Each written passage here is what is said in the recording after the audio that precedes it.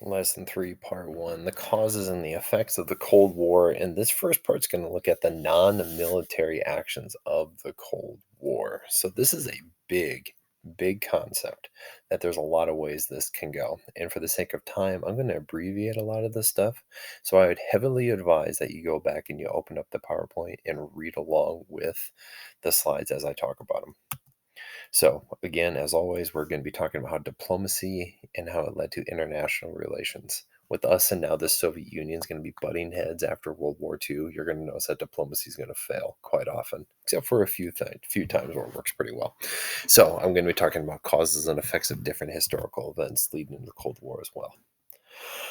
And then, as I said, causes and effects.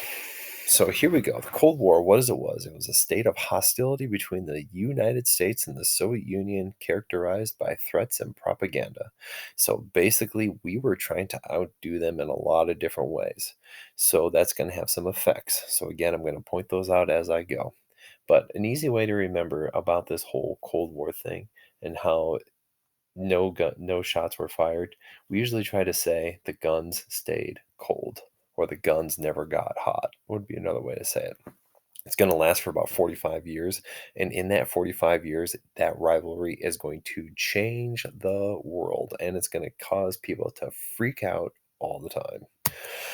So, what caused it? I already talked about this before, but the Soviet Union took heavy, heavy losses in World War II. We're talking like 16 million people plus, and some numbers put it at 20 million plus. So, sure, take whatever you want. But at the same token, the United States did not take near as many. So there's already a natural like resentment there. Also, you're going to notice that Stalin is going to want to have the spoils of war. What does that mean? He wants all of the stuff that comes with winning a war: land control, control over people, and stuff like that. So that's what's going to kind of start the whole thing happening in Germany here in a couple of slides. And we already kind of talked about the other parts about how Yalta and Potsdam, but I'm going to talk more about that later, apparently. But it's also worth noting that we have two different ways of life. We believe in something called capitalism here in the United States, where you have the freedoms to do just about everything in terms of making decisions about what to say, what jobs you want to have, what business you want to start. And again, you can do whatever you want as long as you make a profit and you're successful, I guess you would say. Don't infringe on other people's freedoms. But Soviet Union, they're going to have this thing called communism. And I'm going to go a little bit more in depth with it later, but communism isn't where everything is commonly owned, where basically everything is shared. The government owns everything. And the government side of it, they're a dictatorship. Joseph Stalin doesn't have to listen to anybody. He can do whatever he wants. And he makes a lot of rash decisions on executing some of his rivals, which is kind of a familiar thing in today's current events, I guess you would say. But again, why does this whole thing matter? Is that in the Great Depression, the Soviet Union never went through one. So their quality of life, even though it was low because Stalin's not a good, nice guy, but they never really had any harder times happen. So I already talked about these conferences, but again, this was kind of a running start of bad blood, I guess you would say. So pre World War II, and I'm sorry, not pre World War II, pre end of World War II, when we make a plan on how to divide up Germany to prevent them from starting another war in the future, the whole idea of Berlin and the part of Soviet Union section is going to start a little bit of a disagreement. And especially when they basically all agree that each section of Germany, of whichever section they control, can vote to have whatever government they want. And then Stalin just goes away from it and said, no, we're not going to do that anymore. That's again going to be the bad blood tipping point, I guess you would say. So when we were once homies, now we are enemies. We are no longer friends. So this is where you're going to see the Cold War. I'm not going to say start, but I'm going to say gets sparked, I guess you would say, that the whole idea of we're better than you and we can outdo you. And it basically all boils down from what happened after World War II. So the Cold War was a direct result, which follow the direct result of which of the following.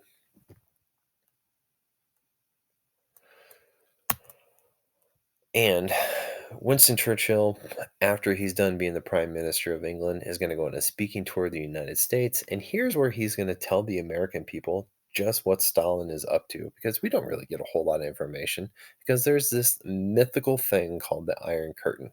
It is not a real curtain, okay? It is not a real thing. It's a metaphor, if you will.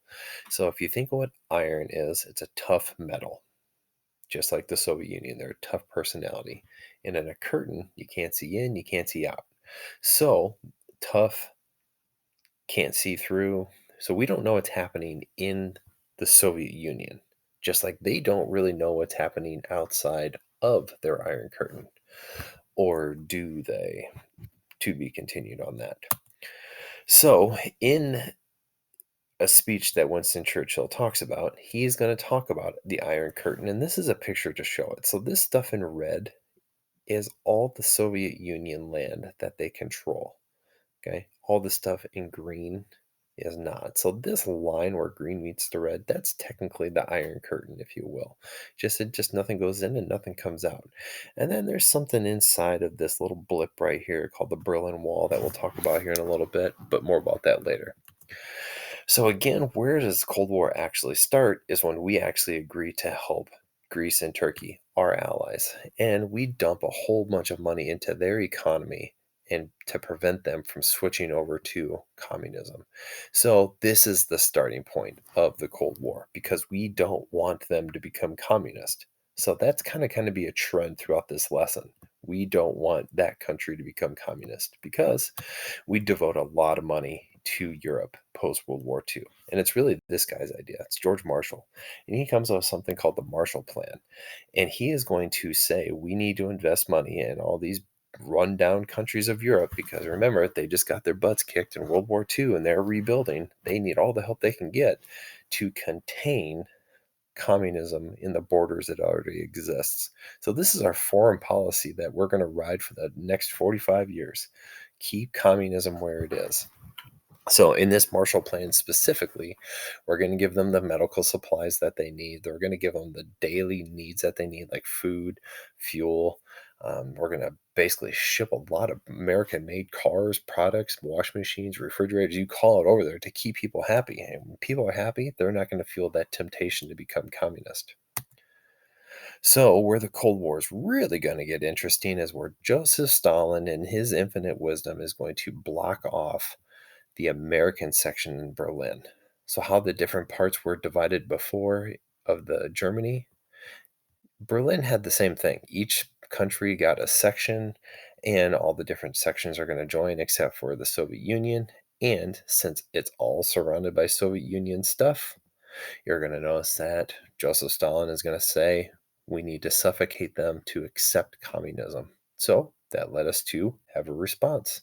We came up with something called the Berlin Airlift, where all those supplies that we were just talking about are now going to be dropped out of airplanes on parachutes so the people in Berlin can get it. So it's kind of an ingenious plan, but this takes a lot of time, effort, and energy, as you can imagine, especially money. So after about a year of us doing this and keeping people alive as long as possible, Joseph Stalin finally just says, we're done. Never mind. And he opened up the roads again. So we kind of outlasted him. So that's kind of a win.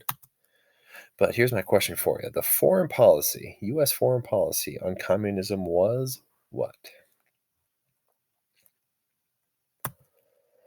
So, where does this now officially start getting ramped up just a little bit more is the creation of NATO and the creation of something called the Warsaw Pact. So, alliances.